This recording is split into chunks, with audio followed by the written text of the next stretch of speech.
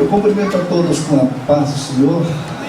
É sempre um prazer, uma alegria muito grande estar aqui nesse momento.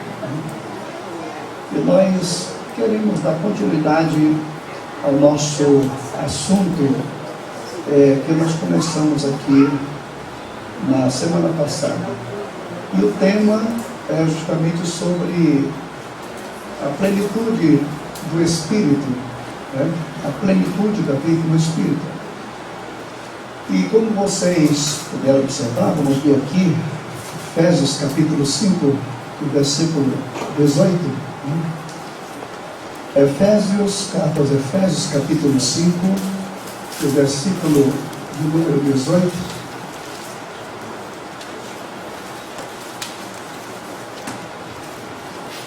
Onde nos declara o seguinte, a palavra de Deus: e não vos embriagueis com vinho, no qual há dissolução, mas enchei-vos do Espírito. Na semana passada, nós falamos, ou retrasada, falamos sobre o prejuízo que existe em uma pessoa, ela está cheia de vinho. E falamos que aqui não se trata pura e simplesmente do vinho extraído da uva, não. Mas tudo aquilo que embriaga, tudo aquilo que você fica extasiado, isso pode ser bens, pode ser programas, pode ser videogames, pode ser coisas que realmente vão tirar você do seu raciocínio lógico, né? E então falamos sobre este assunto, que isso traz um prejuízo muito forte para a vida espiritual, porque às vezes nós enchemos a nossa vida, nos preocupamos com tantas coisas, e aquilo que é o eterno, aquilo que é certo, vai ficando para o segundo plano. Aí não tem como crescer na vida espiritual, né? Falamos também que essa questão de encher-se do Espírito não se prende. Claro que aqui envolve dons espirituais, porque uma pessoa batizada com o Espírito Santo, ela naturalmente tem dons, e através desses dons ele profetiza, ele fala em outras línguas, ele tem discernimento de Espírito. Isso aqui é fundamental, mas não é tudo. Isso aqui é simplesmente uma ferramenta que Deus coloca à disposição da igreja, né? Mas quando diz aqui a Bíblia, enchei-vos do Espírito, a questão do encher-se do Espírito não é uma questão de meia hora, dobrar o joelho, falar em línguas, fazer pirueta na igreja, fazer aviãozinho, essas coisas todas. Nada disso. Isso não é sintoma de uma vida plena do Espírito. A vida plena do Espírito está no nosso dia a dia, nos nossos relacionamentos, nas nossas atitudes, nas nossas palavras, nas nossas transações, enfim, tudo aquilo que envolve a vida. É aqui que você vai saber se você é ou não é. É aqui que você conhece se a pessoa é cheia do Espírito ou não é cheia. E Paulo nos mostra aqui algumas dicas por onde você pode conhecer uma pessoa quando ela é cheia do Espírito. E ele começa no versículo de número 19, onde ele declara, falando entre vós em salmos, entoando e louvando de coração ao Senhor, com hinos e cânticos espirituais. Uma das primeiras coisas que você pode observar, onde você vai verificar se esta pessoa ela tem o controle do Espírito em sua vida, se ela é cheia, é justamente pela questão da sua linguagem, falando. Qual tem sido o nosso linguajar? Qual tem sido a nossa palavra? É claro que Tiago, ele nos deu um assunto interessante. Vamos pular ali para o Tiago capítulo 2 e vejamos o que Tiago ele fala sobre essa questão da língua, né? O controle, como ela pode existir, como pode acontecer. No capítulo 2, logo aí depois de Hebreus, você vai caminhando e vai encontrar Tiago, onde ele está falando aqui sobre a fé e as obras e outras coisas mais. Ele fala aqui no versículo 3, capítulo 3: meus irmãos, não vos torneis muito de vós mestres, sabendo que haveis de receber maior juízo, porque todos tropeçamos em muitas coisas. Se alguém não tropeça no falar, é perfeito varão, capaz de refrear também todo o corpo. Olha o poder que tem a língua. Ora, se pomos freios na boca dos cavalos para nos obedecerem, também lhe dirigimos todo o corpo inteiro.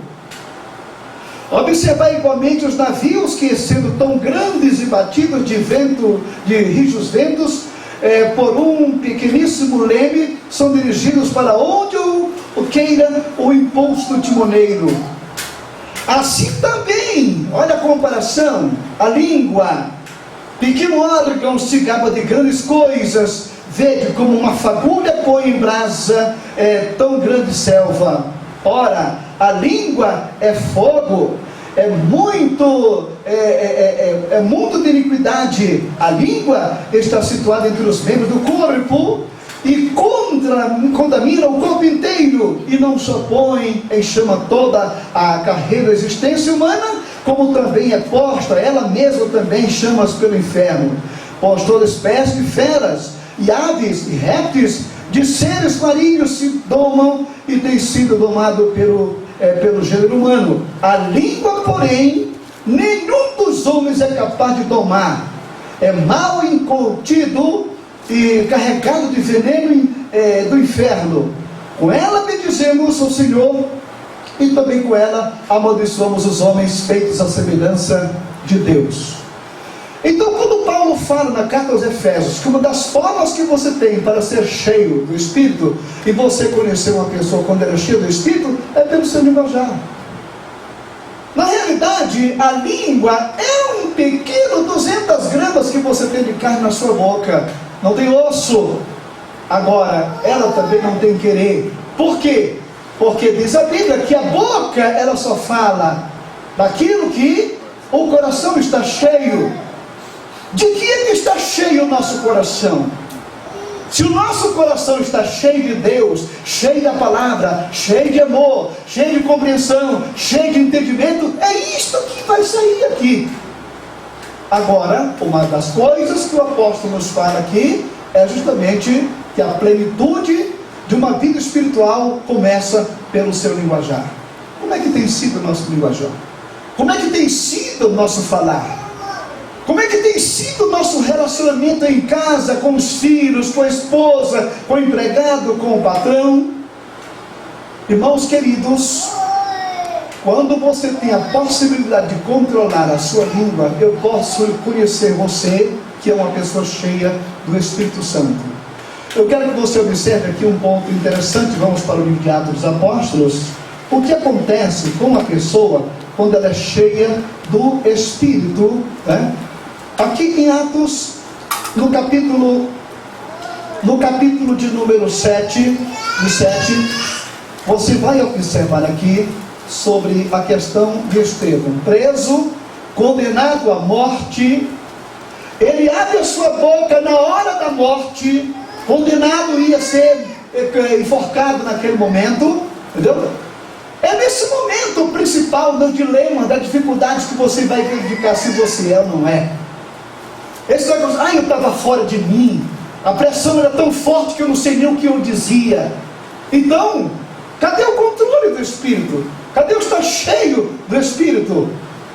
E aqui no capítulo 7 você verifica: então lhes perguntou o sumo sacerdote: porventura é isto assim? Estevão respondeu: varões, irmãos e pais, ouvi-me. Ouvi-me. E aqui você vai ter um dos maiores sermões históricos de um homem que não teve tempo de elaborar um sermão homilético, e que está aqui expondo um sermão na história do povo de Israel. Mas o que eu quero mostrar para vocês aqui é a parte final desse sermão. O versículo 54, olha o que declara aí: ouvindo eles isto, enfureciam-se iravam-se no seu coração e rilhavam os dentes contra ele. Irmãos, a sinceridade, a honestidade, a unção de Deus no coração do incrédulo simplesmente vai causar a ele um desgaste, porque existe aquele caminho para a vida, e existe o caminho para o cheio de vida para a vida e o cheio de morte para a morte. Para estas pessoas, ou você agir corretamente e falar a verdade é um problema sério. Mas agora, eu quero que você observe aqui mais um outro ponto da Escritura Sagrada, no capítulo de Lucas capítulo 24, onde você vai encontrar aqui os versículos 30. Olha o versículo 30 em diante. E aconteceu que, onde estavam à mesa, eu estou lendo 24 e 30. E aconteceu que, quando estavam à mesa, tomando ele o pão, abençoou, tendo partido, lhes deu. Então se lhes abriram os olhos e reconheceram, mas ele desapareceu da presença deles. E disseram um ao outro: porventura não nos ardia o coração quando ele pelo caminho nos falava, quando nos expunha as Escrituras? Não nos ardia o coração? Será que nossa linguajar, nossa língua, nosso pronunciamento está ardendo o coração das pessoas? Ou está ardendo o nervosismo das pessoas? Uma coisa é você falar ao coração, outra coisa é você falar aos nervos. Palavras que causem ódio, rancor, palavras que suscitem problemas, dificuldades, palavras que venham machucar e maltratar. É como disse ali Tiago, com a boca nós temos a capacidade de abençoar as pessoas, mas com a boca também nós temos a capacidade de abençoá-las. Agora, a bênção ou a maldição está justamente naquilo que está no coração da pessoa. Aquilo que está sendo na sua boca, é disso que o seu coração ele está cheio. Portanto, quando o apóstolo São Paulo ele fala em cheio do Espírito, um dos sintomas por onde você vai conhecer uma pessoa quando ela é cheia da graça de Deus, do Espírito Santo de Deus, é justamente pelo seu linguajar. Irmãos, com a nossa boca nós construímos, com os nossos lábios, com nossas palavras nós edificamos, com as nossas palavras nós ajudamos, com as nossas palavras nós fortalecemos, simplesmente com as nossas palavras, mas com as nossas palavras nós destruímos. Existem famílias que se autodestroem simplesmente pela língua. Não precisa, não há necessidade do marido muitas vezes levantar o braço contra a esposa e nem a mulher pegar o cabo de vassoura para enxotar o marido de casa. As línguas, elas são mais doloridas, os seus açoites, do que qualquer cabo de ferro ou cabo de vassoura. Tem pessoas que têm uma língua tão ferina que uma palavra que ela diz, ela pode destruir vidas. Eu estava vendo ontem um dos preletores que esteve aqui em Campinas esses dias, ele pregando sobre aquele episódio que quando Davi ele levantou fundos para a construção do templo de Jerusalém, e no fim da multidão ajudar, ele mesmo disse: do ouro e da prata que necessitar o templo eu vou dar. Então diz a minha Bíblia que Deus colocou na mão de Davi a capacidade de levantar os recursos. E diz ele: e não é você que vai levantar esse prédio, quem é? É o teu filho. Mas acontece que o filho era menino, era criança, quando Deus falou com Davi. Então Deus deu o material da construção, usa as pessoas que o trabalharam na construção, e deu na sua mão quem? Uma criança, que iria construir aquele templo e queria governar a nação. Levantar os fundos não era difícil, ter os recursos necessários não era difícil.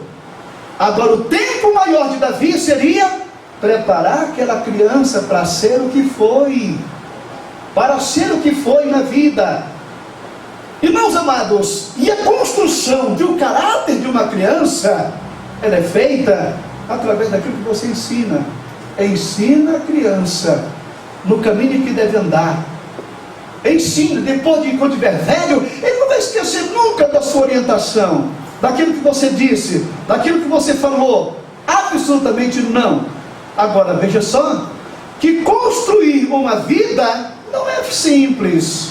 Criança é criança, moleque é moleque, travessura está ali presente.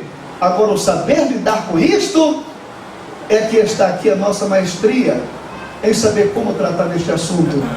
Portanto, o que diz aqui o apóstolo São Paulo: enchei-vos do Espírito. Enchei-vos do Espírito como? Falando. Agora falando entre vós o quê? Em salmos e hinos, cânticos espirituais, ou seja, das coisas de Deus. É isso que tem que dominar o nosso coração.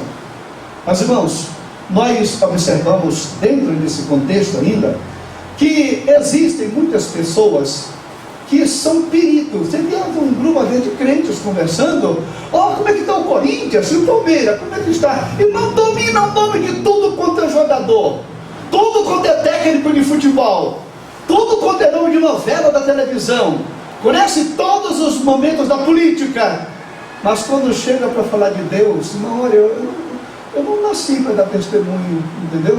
Quer dizer, ele sabe falar de tudo e não sabe falar de Deus.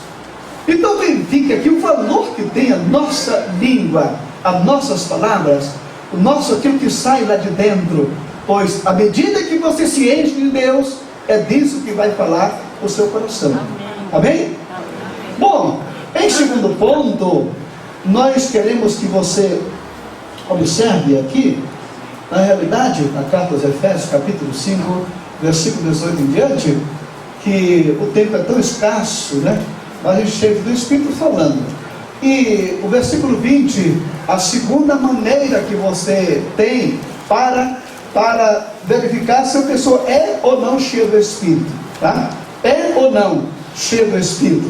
Irmão querido, lê aqui o versículo: dando sempre o que? Graças por tudo ao nosso Deus e Pai, em nome de nosso Senhor Jesus Cristo. Dando sempre graças. Olha, vou dizer para você uma coisa: no dia que você encontrar no seu caminho um crente que lamenta do calor, lamenta do frio, lamenta da chuva, lamenta da seca, lamenta do marido, lamenta dos filhos, você pode verificar, esta pessoa não sabe expressar a sua gratidão a Deus. Aqui sede gratos em tudo, ser agradecido em tudo. É você saber explorar este ponto, abrir a boca justamente para ser grato. Deus, que dia maravilhoso, que sol lindo, né? Hoje eu amanheci o dia lá no meu quintalzinho, né? Estava lá enquanto eu esperava a hora de vir para cá, para a igreja, fui lá para o quintal. Ali naquele momento, tirei minha blusa, e o que foi que eu fiz? Fui aproveitar a vitamina D que vem do sol. Enquanto Deus, mas que calor, né? Que lamento, que coisa, né? Aproveite o sol, vá dar um passeio, pegue o cortador de grama, vai lá para o fundo do quintal, vai limpar a sua piscina que está meio suja. Aproveite, enquanto você está ali glorificando a Deus, agradecendo, porque este sol que você vê é responsável praticamente pela vida no planeta e em todo o nosso sistema, né? Aquela chuva, irmão querido, quando essa chuva esses dias, eu fui na Leroy Merlin, comprei um tanque de 1000 litros, canalizei toda a água da calha para dentro daquele tanque, estava cheinho. Como é boa chuva, até economiza água. Aquela água você serve para lavar o quintal, para aguar uma planta, para fazer uma coisa, e depois de tratada, o que acontece? Você sabe que piscina tem uma evaporação de água. você então você completa a piscina com aquela água que você apoiou. E não vai gastar um tostão de água da Sanasa. Entendeu? Então o que é isso? É ser grato a Deus pela chuva, pelo sol, por tudo. Pelo marido que você tem. Pode não ser aquela Brastemp, mas ela gela também, entendeu? Então você pode ser grato a Deus pelos filhos que você possui. Pastor Jorge, o senhor não sabe a dor de cabeça que esse meu filho me dá. Ele pode te dar dor de cabeça agora, mas no futuro vai te dar delícias. Vai depender da maneira como você está orientando ele. Amém. Então diz, para você conhecer uma pessoa cheia do Espírito, é aquela pessoa que é grato a tudo. Ser grato a Deus por tudo, né? Um dos nossos missionários, não sei se foi o Daniel Berger ou o Gunnar Wing, fundador da Assembleia do Brasil, ele quando chegou aqui, irmãos, era tanto trabalho que ele passou 10 anos sem tirar um dia de férias. Um dia, ele pediu a Deus: Senhor, eu gostaria de tirar umas férias, entendeu? Aí foi o que aconteceu? Foi descer a escada da casa dele, quebrou a perna e foi para o hospital e passou um mês com a perna para cima, entendeu? E ele achou: muito obrigado, mas eu não quero mais férias dessa natureza, viu? Mas era a única forma de fazer eu me parar, eu dar uma quebradinha na perna dele, porque de outra maneira não tem como. Pastor planejar férias, existe muitas formas, e o pastor tem que planejar suas férias, porque não é uma máquina, ele precisa de recuperação. Você tem um dia na semana para descansar, mas pastor, é domingo, é feriado, é de noite, de dia, o telefone toca: pastor, corra aqui que o demônio tomou o fulano aqui e está matando todo mundo aqui, né? Ah, o pastor não tem descanso, mas ele deve ter pelo menos um dia por semana, tá? Um período, um mês, e pelo menos um mês no ano que as suas férias, para recuperar, para depois voltar com a bateria recarregada e prosseguir a sua caminhada, tá? Então, se o seu pastor não tem férias, dê férias para ele. Agora, mande ele para bem longe, porque se ficar em casa, em lugar dele visitar o povo, é o povo que vai visitá-lo. Aí pronto, não tem férias. Então nós observamos aqui, dando sempre graças a Deus, diz aqui, a tudo ao nosso Deus, em nome de nosso Senhor Jesus Cristo. Você sabe expressar sua gratidão a Deus? Você sabe abrir sua boca para agradecer ao Senhor por tudo que Ele tem feito e por tudo o que Ele ainda vai fazer, né? Foi bem sucedido no empreendimento? Glória a Deus. Não deu certo? Glória a Deus. É dar graça a Deus em tudo, porque Ele está no controle, Ele sabe o que faz. Amém. Então não vos embriagueis com vinho, mas enchei-vos do Espírito. E o versículo 22, o que é que nós temos aqui? Sujeitando-vos uns aos outros no temor de Cristo. Sujeitando-vos uns aos outros no temor de Cristo. Irmãos, a cultura do mundo atual, que quer que o homem seja top, que seja cabeça, que seja o líder, né? Que seja isso e aquilo que é o outro, e muitos pregadores estão por aí pregando: irmão, Deus não nos colocou como cauda, mas como cabeça. Ele quer que todo mundo na igreja seja cabeça. Seria bom que fosse, mas acontece, quem ia fazer os trabalhos pequenos se todo mundo fosse cabeça, né? Quem ia levar a cabeça até um certo local se as pernas não funcionassem? Então nós podemos observar que a cultura do homem é a supervalorização do ego, a valorização do eu. É o elemento que tem aquela postura de chefe, e ele treina até dentro de casa como aquele que quer mandar em tudo, que não se inclina perante ninguém, que não se sujeita a ninguém de forma nenhuma. Mas o que é que nós observamos aqui? Sujeitando-vos uns aos outros. E vou dizer para você uma coisa: isto aqui não é coisa fácil. Você se submeter à sua esposa, você como marido. Mulheres que não se submetem ao seu marido, é por isso que a Bíblia diz: mulheres, sujeitai-vos. É difícil você ver um pai se sujeitar a um filho. Só que na área espiritual, debaixo do controle do Espírito Santo, você não vai ter dificuldade nenhuma de se inclinar para lavar os pés de um subordinado seu.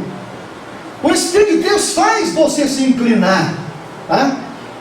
Ou aquele padre Léo aqui, tinha aqui em Campinas, ele compôs uma, não sei se foi ele o autor daquela história da filosofia do bambu, onde um garoto, uma certa ocasião, estava observando assim, que na plantação dele tinha um pé de carvalho enorme, forte, bonito, e uma plantação de bambu, né? Aí um dia o garoto estava olhando pela janela, deu um raio, deu um vento tão forte, quebrou aquele carvalho, né? Aí o menino esperou o pai chegar, e quando o pai chegou, disse: pai, por que aquele carvalho tão grande, tão forte, ele tombou com o vento, ele quebrou com o vento, e aquele bambu tão, né, maleável, ele vai lá e volta e não quebra? Aí o pai simplesmente foi dizer: filho, é porque o carvalho, ele não se inclina em nada, mas o bambu, ele é maleável, o vento leva ele lá embaixo e volta. Irmãos, tem pessoas que querem ser tipo um carvalho, só que quando o vento bate, que quebra, é grande a ruína.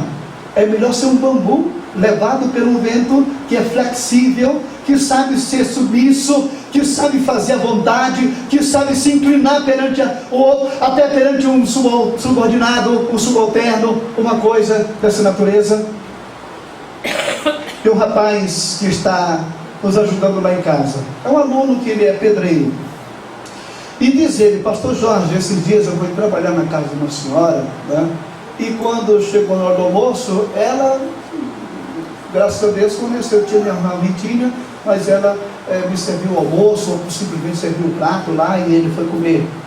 Quando ele acabou de almoçar, aquela mulher simplesmente deixou ele sair, pegou o prato e o talher e o copo que ele usou e jogou no lixo, entendeu? Eu não sei se foi a empregada que falou aquilo para ele, mas ele pensou que aquilo é uma coisa muito humilhante. Como é que a grandeza, como é que a riqueza não permite as pessoas serem maleáveis? É preciso um cuidado muito grande. A submissão não é coisa fácil, mas para um crente cheio de Espírito, não existe dificuldades, não existe problema. Às vezes estou fazendo coisas tão simples que carregar um lixo, levar um lixo lá fora, limpar uma vala, subir no telhado lá do Unicamp para fazer uma limpeza. Hoje eu não faço mais, porque a Raquel não deixa mais. Mas eu fazia limpeza, ia lá, trocava uma telha e outra. Alguém chegava ali: mas pastor Jorge, o senhor subindo no telhado, qual é o problema? Qual é a dificuldade? Não, senhor pastor, mas pastor não é gente, pastor não trabalha também, né? Eu passei agora, quando eu vinha chegando ali aqui na avenida, olhei do lado de uma igreja que tem aqui, e vi lá um pastor ajudando o eletricista. Qual é o problema? Qual é a dificuldade? Né? É preciso um cuidado realmente muito grande, para não permitir que a vaidade tome conta de você. Não se esqueça, que tudo que sobe, desce. Pessoa que um dia foi pequena, hoje é grande, cuidado, né? Às vezes o diabo, ele coloca uma escada tão alta para você pintar lá em cima, e quando ele está no píncaro da glória, que pensa que está tudo tranquilo, de repente o diabo chega e diz: olha, te segura no pincel que eu vou tirar a escada. Aí o tombo vai ser grande, né? Então essa questão, irmãos, que da sujeição de um ao outro, eu não tenho dificuldade nenhuma de me sujeitar à minha esposa. Ela tem uma palavra? Tem, vamos conversar. Ela tem a sua orientação, ela vê onde eu falei, e tem a liberdade de conversar. Está entendendo? Esses dias fomos fazer um negócio lá em casa, e eu estou lá planejando com o rapaz que vai fazer lá uma pia lá em casa, e ali a Raquel simplesmente disse: não, isso aqui não vai dar certo. Aí o rapaz lá disse: já sei quem é que dá a palavra final aqui nessa casa, né? Aí eu digo, depois de conversar com ele, não, a coisa melhor que existe na minha vida, sabe qual é? É justamente ver esse não da Raquel, porque ela está vendo detalhes. Você vê a coisa lá adiante, a coisa grande, né? E quando ela vem e mostra que isso aqui não vai dar certo, porque eu mostro que vai dar, que indo por aqui não dá certo, mas indo por ali vai dar. Quando chega à conclusão, é porque a coisa está firme, entendeu? Mas ele disse que te cala, mulher, para a boca, não fala mais nesse assunto, deixa que eu vou fazer como eu quero. Muito bem, vá em frente, mas esteja preparado para ouvir aquela série de palavras depois. Eu não disse que não ia dar certo, né?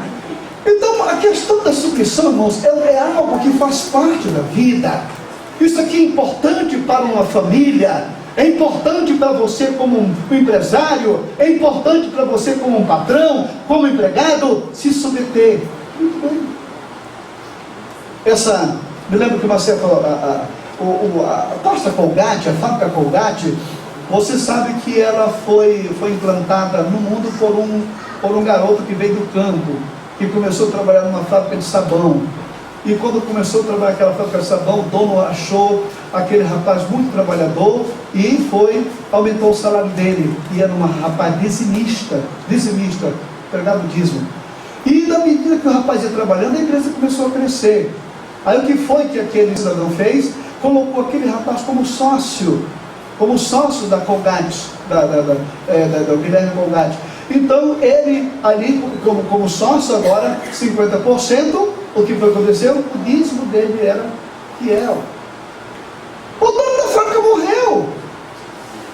Agora ele ficou seu proprietário único. O que foi que ele fez? Ele colocou Deus como sócio. Não sei se não prevalece isso. Ele colocou Deus como sócio. E ele, como era o dono único, foi o que ele fez? 90% era de Deus e o 10% era dele. Ele vivia do dízimo. Está entendendo? Então a explosão dessa fábrica no mundo inteiro. E houve uma ocasião em que a empresa estava passando por uma situação difícil. As vendas estavam poucas e aquela cúpula da diretoria reunida numa mesa redonda, procurando saber o que fazer para aumentar as vendas, né? Aumentar as vendas daquela empresa. E aquela discussão para lá e para lá e para cá, para lá e para cá. E um faxineiro estava por fazer a limpeza, juntando, e de repente o que fazer para dobrar as vendas da Colgate? E o faxineiro lá andando por ali só disse assim: olha, abre a boca do tubo. Só isso. Quando você abre a boca do tubo, aí a cúpula de repente teve uma ideia, porque antigamente o tubo de pasta Colgate tinha uma abertura tão pequena que você, para espremer, era difícil. É por isso que o tubo da pasta agora tem uma boca enorme, que quando você observa já passou a pasta, né? Então que dobrou o consumo no mundo, né? Aquela diretoria não teve problema em ouvir um faxineiro. Está entendendo? Se permaneceu, não, nós não estamos fazendo, não queremos opinião aqui de ninguém. Irmão querido, você pode ouvir a opinião até de uma criança. Até de uma criança. É você prestar atenção que criança tem muita coisa para ensinar. Até na rebeldia dela, ela te dá lições que você pode tirar de lição da vida, que vão te ajudar para o resto da vida. Então é simplesmente uma questão de você saber ser flexível. Não banque o carvalho, não, mas banque o bambu, né? Banque o bambu. Isso é importante para a vida de todo cristão que é cheio do Espírito Santo, tá? Irmãos, o assunto aqui é tão rico neste capítulo, né? Porque eu ia entrar no assunto das mulheres aqui, não vou deixar as mulheres para depois, senão a gente pode até entornar o balde aqui agora, mas vamos agradecer, né? Mas você sabe que a mulher é bênção de Deus, né? O escritor de Provérbios declara que quem acha uma mulher, acha uma coisa, o quê? Uma coisa o quê? Quem acha uma mulher, quem acha uma esposa, o quê? Acha uma coisa boa. Enche a boca, irmã. Uma coisa boa. Eu só não encontrei um versículo que diz que quem acha um marido, que foi que achou. Não tem esse versículo na Bíblia, tá? Mas também não precisa. O marido é tão bom que não precisa nem versículo para ele. Que Deus nos abençoe. Eu não é, irmão. Encontrar uma pessoa que vai trabalhar para você, você é cara de bom, peraí, né? Que Deus nos abençoe. Pode aplaudir a Jesus Cristo porque Ele é bom e a sua bondade dura.